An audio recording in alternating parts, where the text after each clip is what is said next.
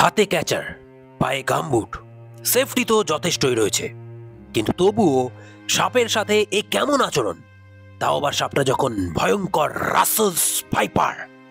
ঘটনাটি গত 30শে নভেম্বরের দক্ষিণ 24 পরগনা জেলার চম্পাহাটির উদ্ধারকারী স্বপন ভঞ্জের সাথে ঘটে এই দুর্ঘটনা।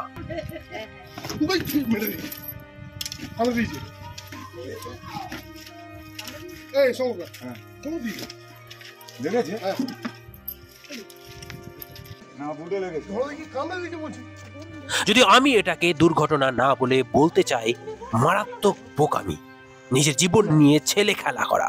শেষ খবর পাওয়া অবধি উনি ক্যানিং মহকুমা হাসপাতালে চিকিৎসাধীন রয়েছেন এবং 34 ভায়াল অ্যান্টিভেনাম উনার শরীরে গেছে। স্বপনবাবুর দ্রুত আরোগ্য কামনা করি এবং আশা করি ভবিষ্যতে যদি উনি উদ্ধার কার্য চালিয়ে যান তাহলে সঠিক কায়দা কানুন জেনে তবেই সাপ উদ্ধার করতে যাবেন।